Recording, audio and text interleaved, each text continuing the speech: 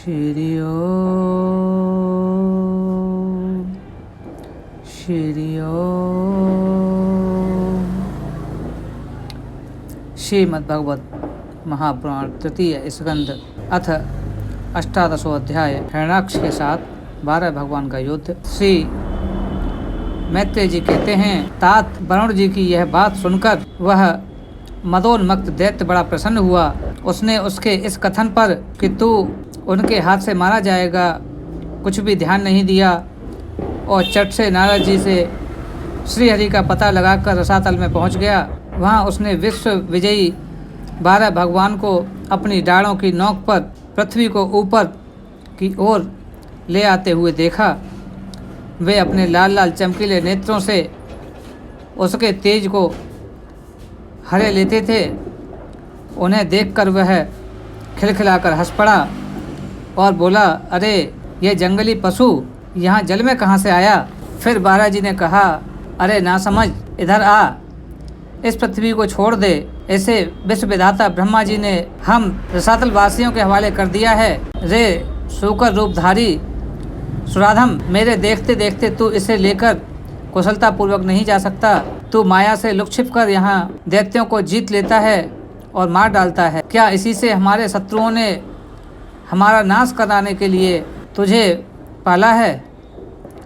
मूढ़, तेरा बल तो योग माया ही है और कोई पुरुषार्थ तुझमें थोड़ा ही है। आज तुझे समाप्त कर मैं अपने बंधुओं का शोक दूर करूंगा। जब मेरे हाथ से छूटी हुई गदा के प्रहार से सिर फट जाने के कारण तू मारा जाएगा, तब तेरी आराधना करने वाले जो देवता और ऋषि हैं वे सब भी जड़ कटे हुए वृक्षों की भांति स्वतः ही नष्ट हो जाएंगे। हिरण्याक्ष भगवान को दुर्वचन बाणों से छेदे जा रहे थे, परंतु उन्होंने दांत की नोक पर स्थित पृथ्वी को भयभीत देखकर वह चोट सहली तथा जल से ही उसी प्रकार बाहर निकाल लाए जैसे ग्राहक की चोट खाकर हथनी सहित गजराज जब उसकी चुनौती का कोई उत्तर न देकर वे जल से बाहर आने लगे। ग्राह जैसे गज का पीछा करता है, उसी प्रकार पीले केस और तीखी दाढ़ों वाले उस दैत्य ने उनका पीछा किया तथा वज्र के समान कड़क कर वह कहने लगा, तुझे भागने में लज्जा नहीं आती? सच है, असत पुरुषों के लिए कौन सा काम न करने योग्य है। भगवान ने पृथ्वी को ले जाकर जल के ऊपर व्यवहार योग्य स्थान में स्थित कर दिया और उसमें अपनी आधा शक्ति का संचार किया। उस समय हिरण्याक्ष के सामने ही ब्रह्मा जी ने उनकी स्तुति की और देवताओं ने फूल बरसाए। जब श्रीहरि ने बड़ी भारी गदा लिए अपने पीछे आ रहे हिरण्याक्ष से, जो सोने के आभूषण और अद्भुत कवच धारण किए था तथा अपने कट वाक्यों से उन्हें निरंतर मनमाहत कर रहा था, अत्यंत प्रेम पूर्वक हंसते हुए कहा। श्री भगवान बोले, अरे सचमुच ही हम जंगली जीव हैं जो तुझ जैसे ग्राम सिंहों अर्थात कुत्तों को ढूंढते फिरते हैं। दुष्ट वीर पुरुष तो तुझ जैसे मृत्यु पास में बंधे हुए अभागे जीव की आत्मशाला पर ध्यान नहीं देते। हाँ, हम रसातल वासियों की धरोहर चुराकर और लज्जा छोड़कर तेरी गदा के भय से यहाँ भाग आए हैं। हम में ऐसी सामर्थ्य ही कहाँ है कि तेरे जैसे अद्वितीय वीर के सामने युद्ध में ठहर सकें। फिर भी हम जैसे तैसे तेरे सामने खड़े हैं। तुझ जैसे बलवान से बैर बांधकर हम जा भी कहाँ सकते हैं। तू पैदल वीरों का सरदार है, इसलिए अब निशंक होकर उधेड़ बुन छोड़कर हमारा अनिष्ट करने का प्रयत्न कर और हमें मारकर अपने भाई बंधुओं के आंसू पोंछ। अब इसमें देर न कर। जो अपनी प्रतिज्ञा का पालन नहीं करता वह असभ्य है, भले आदमियों में बैठने लायक नहीं है। श्री मैत्रेय जी कहते हैं, विदुर जी, भगवान ने रोष से उस दैत्य का इस प्रकार खूब उपहास और तिरस्कार किया। वह पकड़कर खिलाए जाते हुए सर्प के समान क्रोध से तिलमिला उठा। वह खींचकर लंबी लंबी सांसें लेने लगा। उसकी इंद्रियां क्रोध से क्षुब्ध हो उठीं और दुष्ट दैत्य ने बड़े वेग से लपक कर भगवान पर गदा का प्रहार किया, किंतु भगवान ने अपनी छाती पर चलाई हुई शत्रु की गदा के प्रहार को कुछ टेढ़े होकर बचा लिया। ठीक वैसे ही जैसे योग सिद्ध पुरुष मृत्यु के आक्रमण से अपने को बचा लेता है।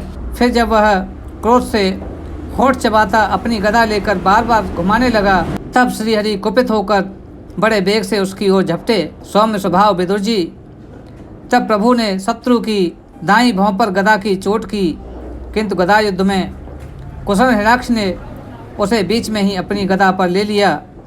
इस प्रकार श्रीहरि और हिरणाक्ष एक दूसरे को जीतने की इच्छा से अत्यंत क्रुद्ध होकर आपस में अपनी भारी गदाओं से प्रहार करने लगे।